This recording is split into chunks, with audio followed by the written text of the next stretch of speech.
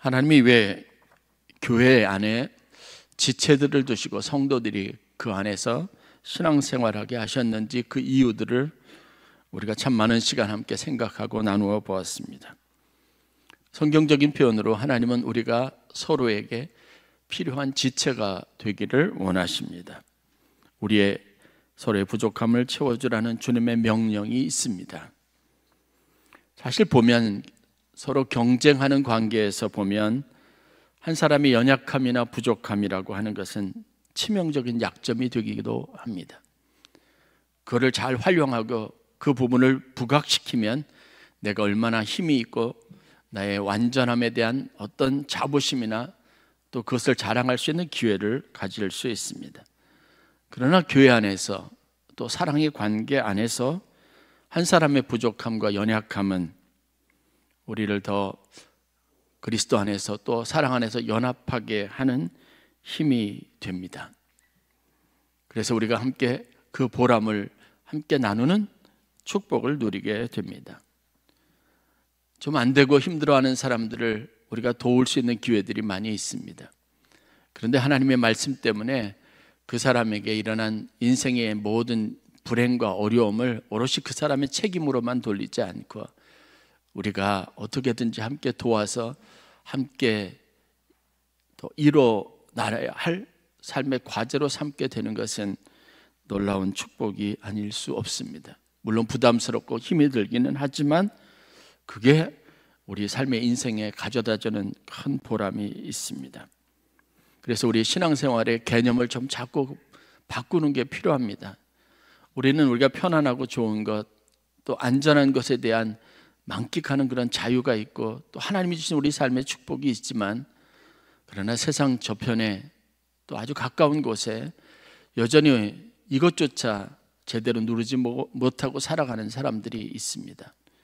오늘 아침에도 그 가자지구에서 지상전을 선포한 이스라엘 총리의 이야기를 잠깐 들으면서 한숨이 좀 쉬어지고 안타까운 마음들이 좀 무거운 마음들이 있습니다. 그래서 교회에 좀 일찍 오자마자 좀 기도했습니다. 하나님 이 일이 어떻게 될지는 모르지만 수없이 많은 사람들의 인명이 이제 희생될 텐데 그것이 아군이든 적군이든 개념과 또 서로가 정의하는 걸 뛰어넘어서 빨리 그 땅에 인명 손실이 없는 평화가 이루어졌으면 좋겠다는 마음을 가져봅니다. 왜냐하면 그것이 하나님이 꿈꾸는 일이고 우리에게 기대하는 일이기 때문에 그렇습니다. 선을 행하는 것, 좋은 일을 하는 게 쉽지 않습니다. 그것이 우리에게 부담이라는 게 사실은 신앙생활에 제일 큰 어려움이기도 합니다. 그런데 만약에 이런 하나님이 우리 마음속에 불어넣으신 사랑의 마음조차 없다면 과연 우리 인생이 어떨까? 나는 그렇다 치고 그런 나의 척박한 그리고 팍팍한 삶을 보면 사람들은 어떻게 생각할까를 좀 여러분 도전적으로 받아들일 필요가 있습니다. 그레고리 베이트슨이라고 하는 문화인류학자가 있습니다. 그분이 관계 네트워크에 대한 관심들을 굉장히 많이 가지고 한 사회를 구성하는 구성원들이 그 관계 안에서 누리는 우리가 잘 알지 못하고 인식하지 못했던 여러 가지 유익이나 다양성에 대해서 좀 많이 말하는 것을 좋아하고 그 관련된 책들이 많이 있습니다. 그분이 책에 이런 내용의 글을 쓴 적이 있습니다. 좀 영어 표현이라서 좀 죄송하긴 하지만 제가 잠깐 소개하려고 합니다. When I look at a hand, I do not so much see 5 fingers, but 4 relationships between fingers. 이런 표현입니다. 쉽게 말하면 이거예요. 영어 표현은 잊어버리도 좋는데 내가 손을 바라볼 때면 그냥 손에 달려있는 이 5개 손가락으로 손을 보지 않는다는 거예요. 항상 그 사람의 관심을 끌고 그 사람의 손을 바라볼 때마다 손가락을 바라볼 때마다 생각나는 것은 이 5 손가락을 이어주는 4개의 중요한 관계들을 생각한다는 겁니다. 이 손이 하는 일이 얼마나 많아요? 이 손으로 굉장히 많은 발명품도 하고 아주 중요한 아트, 예술 작품들을 만들기도 하는데 손이 하는 모든 일들은요 이 손가락들을 서로 유기적으로 이어지는 관계 안에서 힘이 있다는 걸 이분이 본 겁니다. 그래서 우리가 인생을 바라볼 때도 좀 이런 시각을 가지면 좋겠다라고 말을 합니다. 손으로 하는 모든 일들은 네 개의 관계가 함께 힘을 합쳐 만들어내는 위대한 예술이다. 그게 그분이 손을 보면서, 손가락을 보면서 내린 정의입니다. 여러분, 한 사람 한 사람이 굉장히 다양해요. 저희 교회 대단합니다. 굉장히 독특한 분들이 많아요. 저한테 보면 아멘교회는 독특한 분들이 많으시대요. 그러면서 저를 칭찬하는 건지 아니면 저한테 고생한다고 위로를 하시는 건지 모르겠지만 독특한 분이 많으시대요. 그냥 독특한 게 아니라 독특하대요. 다양한 겁니다. 그런데 이런 독특함과 다양함은요, 비단 우리 교회만의 문제 아닙니다. 제가 자랐던 시골 교회에서도 그렇고 선교지에서도 그렇고 이런 사람들이, 똑같은 사람이 없으니까 다양한 사람들이 함께 어우러져 있습니다. 그리고 이 사람들을 왜 굳이 그 교회 안에 모아놓고 같이 뭘 해보라고 하는지 그걸 답답하게 생각하고 이해하지 못하는 경우들이 많습니다. 그런데 이게 여러분 하나님의 부르심이죠. 일치를 이루고 하나됨을 이루라고 아주 끊임없이 하나님께서 우리에게 명령하십니다. 각자 생각하지 말고 공동체를 생각하라고 말씀하시는 겁니다. 그런데 이 공동체를 생각하고 일치를 이루기 위해서 우리가 꼭 피할 수 없이 해야 되는 게 뭐냐면 관계를 해야 된다는 거예요. 저 사람하고도 관계를 해야 되고 이 사람하고도 부딪혀야 되고 뭔 일을 하려면 저 사람하고 같이 해야 하는 거예요. 혼자 하라 그러면 잘할 것 같은데 사실 그렇지도 못해요. 그러니까 같이 묶어주고 같이 뭐 어떤 그룹을 만들어서 하라고 하는데 거기에 굉장히 불편해하고 힘들어합니다. 그런데 하나님의 요구는 언제나 동일합니다. 서로 지체가 되어주고 하나가 되라는 겁니다. 이걸 교회 안에서 연습하라고 하나님께서 우리에게 말씀하십니다. 요한복음 17장에 보면 예수님께서 여러분 아시는 것처럼 십자가에 달려 돌아가시기 직전에 뭐 전날 밤이라고 표현해야 될지 어떨지 모르겠지만 어쨌든 예수님께서 자정을 넘겨서 붙잡혀 가셨으니까 전날 밤이 맞는 거죠. 그 밤에 제자들과 함께 여러 가지를 하셨습니다. 그런데 요한복음에 보면 17장에 예수님께서 여러 가지 한 행위보다 더 중요한 예수님이 하셨던 한 일을 기록하고 있는데 그 일이 뭐냐면 예수님께서 제자들을 위해서, 세상을 위해서 기도하셨다는 이야기가 기록이 되어져 있습니다. 예수님 제자들을 위해서 기도할 때 무엇을 기도하셨냐면 제자들이 악으로부터 온전히 보존받기를 위해서 기도하셨습니다. 악에 빠지지 말라. 하나님 그렇게 기도했습니다. 도와달라고 기도했습니다. 이리와 같은 사람들이 많은 세상에서 그들이 유혹에 빠지지 않도록 하나님 앞에 간절하게 기도합니다. 그리고 자기와 함께 했던 이 제자들을 진리로 거룩하게 해달라고 하나님 앞에 기도합니다. 그리고 아버지와 내가 하나가 되었던 것처럼 저들도 우리와 하나가 되게 해달라고 기도합니다. 주님의 최대의 관심은 하나가 되는 겁니다. 예수님께서 그렇게 악을 이겨낼 수 있었듯이 악에 대해서 위대한 승리를 선언했듯이 제자들도 그렇게 되기를 바라는 마음을 진심으로 담아서 기도했습니다. 제가 여러분들을 위해서 또 여러분 서로가 기도할 때 마음에 품고 간절하게 하나님 앞에 기도하는 그 제목과 별반 다르지 않습니다. 그런데 이 일을 중요하게 여기신 겁니다. 그런데 제가 오늘 여러분들과 함께 이 요한복음 17장 예수님의 기도에서 살펴보고자 하는 것은 다른 게 아니라 예수님이 그 기도를 할 때 가지고 있었던 마음이었습니다. 여러분들이 아는 것처럼 예수님은요 같이 모여서 성찬도 나누고 예수님이 발을 씻겨주는 제자들 가운데 자기를 팔자가 있다는 걸 알았습니다. 그게 가룟 유다인 거 아셨잖아요. 그래서 속히 하던 일을 하라고 말했잖아요. 자기와 함께 떡을 먹고 예수님이 직접 발을 씻겨주신 사람 중에 자기를 나는 그 사람 모릅니다라고 부인할 사람이 있다는 것도 알았습니다. 제자들 충성을 맹세하고 끝까지 함께 할 것 같이 의리를 맹세했던 제자들 대부분이 다 흩어지고 도망을 갈 것도 아셨습니다. 그런데 그 제자들을 위해서 이렇게 기도한 겁니다. 그러면 우리가 쉽게 이 예수님의 기도가 가지고 있는 의미를 알 거야. 그 사람들은 부족한 사람들이고 연약한 사람들이니까 기도가 필요한 사람들인 거예요. 그래서 가장 중요한 몇 가지 일들, 잡히시기 전에 했던 일 중에 하나님 앞에 기도하는 일을 아주 중요하게 여기시고 기도했던 겁니다. 제가 보기에는 겟세마네에 오르셔서도 이 기도를 하셨을 겁니다. 바로 연약하고 부족하고 자기를 배신하고 팔고 부인하고 의리를 지키지 못하고 도망갈 비겁한 제자들을 위해서 주님은 기도하신 겁니다. 우리가 예수를 믿는다면 이런 마음가짐을 가지고 관계를 해야 되지 않을까? 그게 제가 오늘 여러분들과 함께 나누고 싶은 말씀의 핵심입니다. 다시 한번 처음에 제가 설교 서두에 말씀드렸던 것을 기억하십시오. 경쟁하는 관계들 속에서는 상대방의 연약함, 부족함은 최고의 약점이고요. 그거는 내 삶의 이익을 위해서 아주 중요한 기회가 될 수 있지만 교회 안에서 하나님의 사랑의 관계 안에서 이것은요 우리를 더 온전하게 하고 하나님의 사랑 안에서 우리를 건강하게 내 삶을 가치 있게 할 수 있는 축복이 된다는 겁니다. 이 개념으로 이 마음과 이 믿음으로 여러분 신앙생활을 하고 삶을 살아갈 수 있기를 간절히 축원합니다. 관계하면서 우리가 알아야 될 몇 가지 원칙들이 있습니다. 3가지 정도 요약할 수 있는데 사람들과의 관계에서 우리가 반드시 항상 생각해야 될 첫 번째는 뭐냐면 모든 사람은 예외 없이 약하기도 하고 악하기도 한다는 걸 알아야 합니다. 예외 없습니다.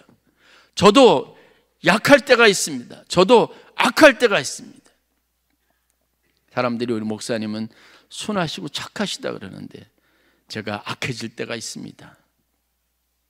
제가 모질어질 때가 있습니다.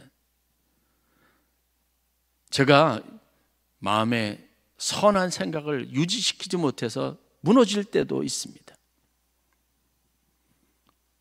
저도 그런데 여러분의 주위에 있는 사람들이 약할 때도 있습니다. 그 생각하는 것이 악할 때도 있습니다. 그래서 절망하고 낙심하게 되는 게 우리 인생사 사람들이 가지고 있는 모습입니다. 남편들, 배우자들, 자녀들 다 그럴 가능성들을 가지고 있습니다. 두 번째는 뭐냐면 관계가 가지고 있는 특성 중에 우리가 알아야 될 거는 뭐냐면 그럼에도 불구하고 그런 사람들과 어울려서 살 수밖에 없다는 거예요. 아리스토텔레스가 말했죠. 인간은 사회적 동물이라고요. 내가 외면하고 벗어나려고 해도 그 소나기에서 벗어날 수 없어요. 관계의 쇠사슬에서 자유로울 수 없습니다. 안 본다고 만나지 않는다고 여러분 절대 마음에 자유롭거나 평안하지 않습니다. 늘 부담이고 그것 때문에 힘들어요. 피할 수 없습니다. 그렇다면 우리가 어떻게 해야 될까요? 사람은 약하기도 하고 악하기도 하고 그것 때문에 상처받을 일이 너무 많고 그렇다고 피할 수도 없는 상황이라면 우리가 할 수 있는 최선의 방법, 관계의 3번째 원리는 이겁니다. 그래서 이 관계 속에서 우리가 균형을 가지고 이 관계 속에서 우리가 모든 것을 나를 위해서라도 유익하게 할 수 있는 최선의 노력을 기울여야 되는데 그게 뭐냐면 이 관계를 위해서 지혜롭게 그리고 기도하는 선택을 해야 된다는 겁니다. 하나님이 어쨌든 우리를 교회 안에서 묶어주고 그리고 우리에게 일치됨과 하나됨을 요구하신다면요 어떻게 해야 우리가 하나님 앞에 교회의 교회다움을 보여주고 일치를 이룰 수 있는지 많이 생각해야 합니다.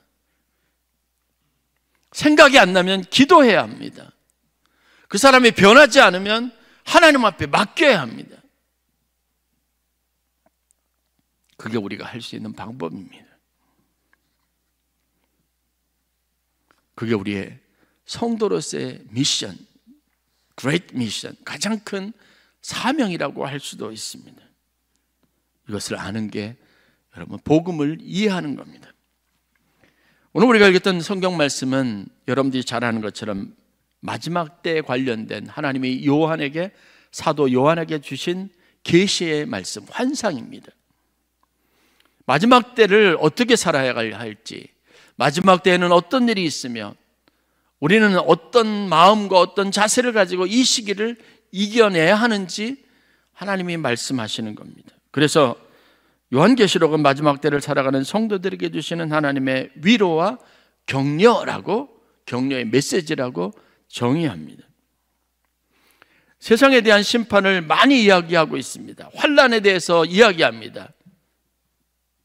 전천년, 후천년 그 기간들 사이에 일어날 여러 가지 많은 일들에 대한 언급이 있습니다. 그런데 요한계시록의 말씀을 가만히 생각해 보면 이 일어날 일들을 예언하고 이 일어날 일들에 대비하라고 말씀을 주신 사람들이 대상자가 누구냐면 성도들이라는 특징이 있습니다. 세상에 이 일과 관계없는 하나님의 심판을 받는 환난을 만나는 사람들에게 하나님께서 이 메시지를 주신 게 아니에요. 오늘 여러분들이 괜히 이 자리에 오셔서 신앙생활 잘하는데 나에게 하나님께서 채찍을 드시고 심판하시고 괜히 나는 상관없는 일에 대해서 마음에 부담을 주는 것처럼 들리실지 모르겠지만 그런 일들을 하나님이 하시는 겁니다. 누가복음 16장에 여러분 보면 부자와 거지 나사로의 비유 이야기가 나오죠. 부자는 풍요로웠고 거지 나사로는 주인이 던져주는 음식만 간신히 먹고 그냥 그걸로 생존하는 사람입니다. 그런데 사후에 죽음 이후에 이 두 사람의 운명이 완전히 바뀐 걸 예수님이 비유로 얘기하셔요. 거지 나사로는 주님의 품 안에 아브라함과 함께 그곳에서 풍요로움을 누리고 삽니다. 부자는 뜨거운 지옥에서 고통스러운 일상을 매일매일 살아갑니다. 너무 목이 마르고 너무 갈증이 심해서 나사로에게 물이라도 조금 찍어서 내 혀에게 좀 혀를 죽일 수 있으면 좋겠다고 부탁합니다. 거절당하죠. 그럴 수 없다고 하죠. 이 사이를 넘나들 수 없다고 말합니다. 그러니까 부자가 나사로에게 부탁하는 내용이 뭔지 아십니까? 그러면 너는 좀 자유롭지 않겠냐? 가서 땅에 아직까지 살고 있는 내 형제들에게, 내 지인들에게 가서, 가족들에게 가서 이 일이 실상을 전혀 모르고 있는 그들에게 가서 제발 좀 살아있을 때 바로 살라고 이야기 좀 해달라는 거예요. 왜 예수님께서 이 이야기를 하셨는지 아십니까? 교만하고 겸손을 모르고 자기 의에 도취되어 있는 바리새인들에게 메시지를 주시기 위한 거예요. 야, 고통받는 사람이 있지 않느냐? 이런 삶의 확연한 차이를 너희가 보지 않느냐? 왜 그냥 그냥 있을 수 있냐는 거예요. 가서 이 일들에 대해서 너희가 보고 알았으면 그걸 전혀 모르는 사람들에게 가서 이야기하라는 거죠. 요한계시록의 이 환상을 요한에게 주시면서 성도들에게 주시는 메시지는 그겁니다. 나는 이 환난의 때 환난을 면하고 안전하니까 혼자 즐거워하라고 하는 게 아니에요. 그래, 평상시 그렇게 믿음 안에 살지 못했던 사람들 쌤통이다, 그렇게 생각하지 말라는 거예요. 여러분 정말 그럴까요? 우리가 천국에서 하나님의 구원의 은총을 누릴 때 세상에서 그것과는 관계없이 살던 사람들이 지옥에서 그 환난과 고통을 당하는데 과연 그것을 바라보는, 그들의 고통을 바라보는 우리의 삶이 평안할 수 있을까요?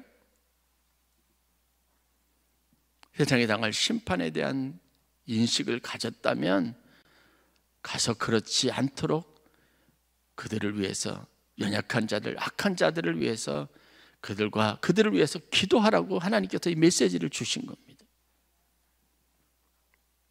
아무리 박해를 당하더라도 박해하는 자들을 위해서 축복하며 기도하라고 이 메시지를 주시는 겁니다. 세상을 분간하지 못하고 악한 것 속에서, 연약함 속에서 매일같이 범죄하고 매일같이 자기 인생의 중심도 모르고 흔들려 사는 사람들을 위해서 기도할 마음을 갖게 하라고 이 메시지를 주신 겁니다. 오늘 본문의 말씀을 여러분 잘 읽어보세요. 거기를 잘 묵상하면 우리가 쉽게 넘겼던 아주 중요한 교훈을 발견할 수 있습니다. 다시 한번 제가 요한계시록 7장 9절부터 12절 말씀을 읽어드리겠습니다. 이 일 후에 내가 보니 각 나라와 족속과 백성과 방언에서 아무도 능히 셀 수 없는 큰 무리가 나와 흰 옷을 입고 손에 종려가지를 들고 보좌 앞과 어린 양 앞에 서서 큰 소리로 외쳐 이르되 구원하심이 보좌에 앉으신 우리 하나님과 어린 양에게 있도다.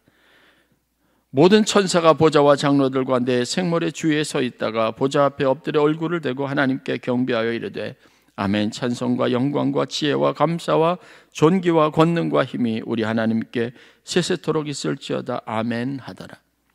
두 가지 장면을 보게 된 거예요.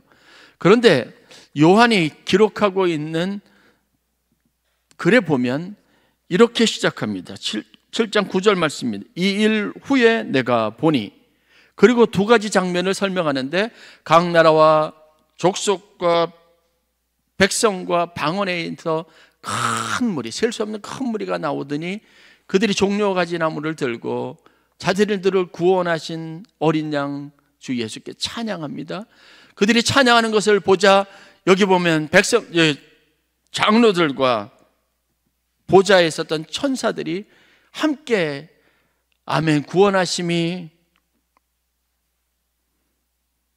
우리 하나님께 세세토록 있을지어다라고 찬양하는 장면이 기록되어 있습니다.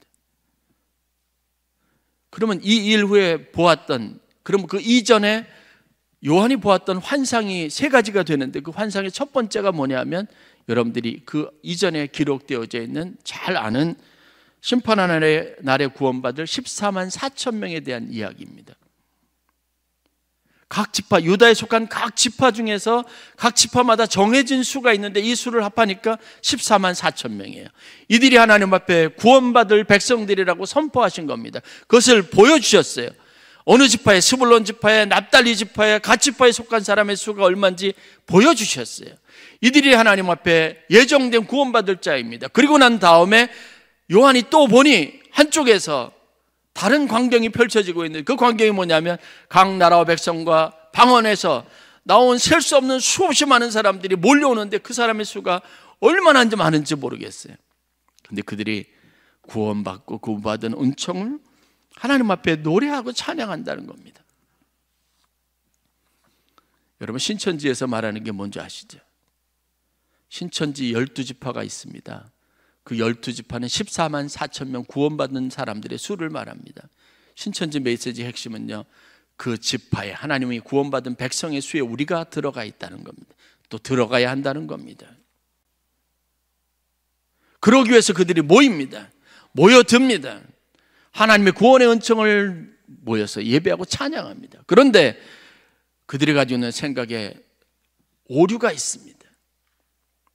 하나님은 큰 환난 중에 빠져있던 자들 중에 오늘 보니까 그렇게 정한 숫자를 구원하시고 그들을 안전하게 보호하실 뿐만 아니라 그 이후에 또 다른 역사를 이루시는데 큰 환난 중에 있었던 사람들이 모여지기 시작하는 겁니다. 그런데 그들이 구원받은 사람들입니다. 어린 양의 피로 구원받은 사람의 수가 24만 4천보다 훨씬 더 많은 셀 수 없는 무리의 수를 이루고 있다는 겁니다. 이 큰 셀 수 없는 무리가 누구인지 성경이 분명하게 말하는데 7장 13절에 이렇게 기록이 되어 있습니다. 그 이야기, 환상에 대한 이야기를 듣던 장로 중 하나가 응답하여 나에게 이르되 이 흰옷 입은 자들이 누구며 또 어디서 왔습니까? 그렇게 묻습니다. 이 이야기를 듣던 요한이 말을 하지 못하다 주님께서 대답을 주십니다. 7장 14절 하반절입니다. 이는 큰 환난에서 나오는 자들인데 어린 양의 피에 그 옷을 씻어 희게 하였느니라고 기록되어 있습니다. 뭐예요? 그렇게 정한 숫자 위에 환난 중에 있는 그 큰, 여러분 환난이 어떤 건지 아시죠? 땅이 갈라지기 시작하더니 사람들을 다 삼켜버립니다. 하늘에서 큰 용 같은 것이 불을 뿜고 다니면서 세상에 있는 모든 것들을 다 불태워버립니다. 그게 환난이었습니다. 그런데 그 환난 중에 고통받던 사람들 중에 예수님께서 피를 흘리셔서, 피를 뿌리셔서 그들 중에 구해낸 사람의 수가 있는데 그 무리가 바로 여기 셀 수 없는 무리들이라고 말씀하시는 겁니다. 오늘 우리가 우리 주변에 있는 사람들, 형편없는 사람들, 구원받을 수 없는 사람들, 세상에 악한 사람들, 부족한 사람들, 연약한 사람들이 다 정의지어지고 우리는 신앙생활을 최선을 다해서 열심을 다해서 하나님이 구원받은 백성이라고 생각할 수 있는데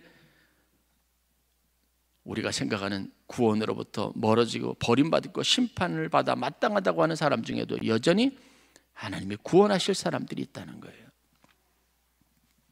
그러니까 하나님이 부족한 사람하고도 죄인인 사람하고도 악한 사람하고도 일치를 이루고 하나 되라고 말씀하시는 겁니다.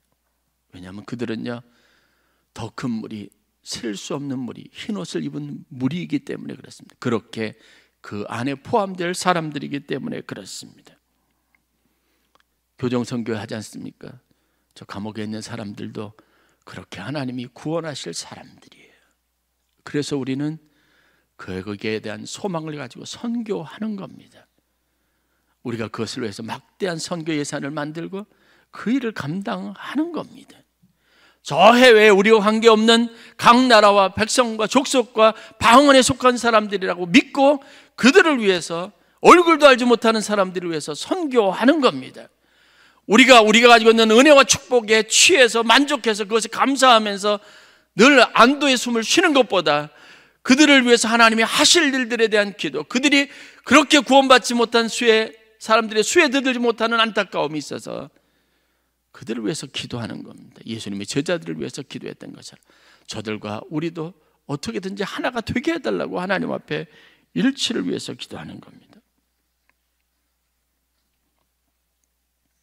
마침내 하나님이 이루실 위대한 구원 사역에 저와 여러분들이 쓰임받기 위해서 우리가 기도할 사명이 있습니다. 그들을 우리와 다른 사람이라고 여기지 않고 그 폭탄이 떨어지는 한가운데서 자기와 의지하고는 상관없이 생명을 잃어버리고 손과 팔, 다리가 잘려가는 사람들을 보듬어 안고 그들을 위해서 기도하고, 그들이 너무 외롭고 고독하지 않기를 위해서 해야 할 이유가 바로 여기에 있습니다. 나와 관계없는 사람들이라 할지라도 하나님은 그들과 우리를 하나 되게 하고 일치를 이루라고 말씀하시기 때문에 그렇습니다. 두 가지 교훈이 우리에게 필요합니다. 이런 자세를 가지고 여러분 신앙생활 하세요. 첫 번째는 일치와 하나됨은 하나님의 소원입니다. 그래서 우리는 그 일을 제일 중요한 내 삶의 가치관으로 두고 살아갈 필요가 있습니다. 무엇을 하든 모든 관계 속에서 평화를 추구하고 하나됨을 추구하시는 여러분들이 되시기를 바랍니다. 예수님은 자기와 상관없는 사람들, 그저 죄인들을 위해서 오셨지 않습니까? 의사는 누구에게 필요해요? 병든 자에게 필요한 거죠. 그게 숙명입니다. 잠을 못 자도 어렵고 힘들어도 그렇습니다. 제가 병원에서 수련 과정을 거치는 분에게 생일 카드 편지를 쓰면서 하나님 그 마음을 주셨어요. 맨날 피곤하고 힘든데 안타깝죠. 그런데 그게 숙명이고 그게 보람입니다. 직업이 가지고 있는 본질입니다. 목회자도 마찬가지고 선교사도 마찬가지고 우리의 부르심도 예외일 수는 없습니다. 조금 더 수고해야 한다면 그 결핍이 있고 더 수고해야 될 이유가 있으니까요. 조금 더 헌신해야 한다면 그런 게 우리가 처한 환경이고 상황이니까요. 그런 사람을 하나님 우리 관계 속에 붙여주셨으니까 해야 하는 겁니다. 이걸 여러분 당연하게 받아들일 수 있는 믿음이 여러분들 가운데 있기를 간절히 축원합니다. 두 번째, 그러나 이 일은 가치가 있다는 걸 알아야 합니다. 이것을 위해 최선의 노력을 기울일 때 그것으로 얻을 영광이 있습니다. 그 가치를 알지 못하면 지칠 수밖에 없어요. 그러나 가치를 알면, 보람을 알면 너무 기쁜 거죠. 여러 잠을 못 자고 피곤하더라도 한 생명을 살리는 기쁨이 있으면, 보람이 있으면 하는 겁니다. 육체는 당연히 힘들죠. 그러나 보람이 우리의 일을 계속하게 하고 우리의 사명을 온전하게 하는 힘이 있습니다.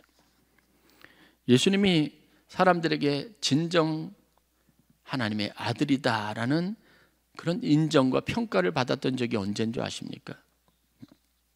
수십 년 병들었던 사람을 고쳤을 때 아닙니다. 귀신을 내쫓았을 때 아닙니다. 죽은 자를 다시 살렸을 때 아닙니다. 골고다 십자가에서, 그것도 멀쩡히 살아있을 때가 아니라 피를 다 쏟고 마지막 운명하셨을 때 그것을 지켜보던 백부장과 그곳에 함께 있던 자들, 그게 마태복음 7장 55절에 나오는 증거입니다. 그들이 다 저마다 약속이나 한 듯 이렇게 말합니다. 그는 진정 하나님의 아들이로소이다. 세상 사람들이 우리한테 기독교인, 하나님의 백성들이라는 칭호를 언제 줄 것 같으세요? 우리가 막 뭐 잘하고 그럴 때 아니죠. 자랑하고 싶은 일이 아니죠. 자기들은 할 수 없는데 저 사람들이 하는 것, 나하고는 관계없고 나는 거들떠보지도 않는데 그래도 거들떠도 보고 책임감을 가지고 열심히 섬기는 특별한 사람들의 모습을 보고, 야, 이 사람들은 예수 믿는 사람이 맞다, 아마 그렇게 하지 않을까요? 이 독특한 일들을 위해서 하나님이 우리를 부르셨습니다. 그런데 이 일은 하나님을 영화롭게 할 뿐만 아니라 우리 삶의 명예를 가져다 주고 우리가 하나님의 자녀였다는 기쁨을 가져다 준다는 걸 성경이 분명하게 말하고 있습니다. 말씀을 마치겠습니다. 교회와 성도들은 어찌됐든 복음의 진리 안에서 깊은 일치를 이루어야 합니다. 쉽게 말하면 다 함께 노력하는 것이 있어야 합니다. 누구를 위해서요? 이웃을 위해서. 그 이웃의 범주가 어딘지는 모르지만 하나님이 내게 이웃으로 주신 사람이면, 길 가다 우연히 만난 사람이라도 이웃이죠. 그러면 다 함께 노력해야 돼요. 그 이웃을 섬기는 책임을 감당할 수 있기를 위해서 그렇습니다. 왜냐하면 예수님이 그러셨기 때문에 그렇습니다. 그들이 부족하고 연약하고 문제가 많아요. 그래서 그렇지 못할, 그렇게 해야 할 이유를 우리가 말할 수도 있지만, 그러나 항상 반대의 생각을 해야 합니다. 그래서 하나님을, 우리를 그 사람에게 보내시고 그 사람을 만나게 하신 거죠. 제가 오늘 이 설교 제목을 무지개 백성이라고 했습니다. 무지개는 7가지 색을 가지고 있죠. 그런데 이 각각 다른 색들이 조합을 해서 모여지면 세상에 가장 아름다운 색깔의 조화를 이룬 무지개가 됩니다. 그 무지개는 천둥과 벼락이 있고 비가 심하게 내렸던 순간에 그 다음에 떠오르는 거죠. 하나님은 세상에 우리를 무지개 백성으로 부르셨습니다. 우리가 가지고 있는 다양함으로 그 절대 될 수 없는 사람들이 모여서, 절대 그런 기질이 함께 될 수 있고 모일 수 없는 사람들이 모여서 하나님의 일들을 위한 아름다움을 드러내는 그 일들을 우리의 사명이 되고 하나님이 그 목적으로 우리를 부르셨다는 이 믿음을 가지고 어찌됐든 우리가 아멘교회 성도로 존재하는 한 하나님이 부르신 이 사명에 다 함께 동참해서 하나님의 구원받는 백성들, 그래서 우리가 하나님이 하신 일들을 바라보고 아멘, 그리고 하나님을 찬양하는 그런 귀한 축복이 있기를 간절히 축원합니다.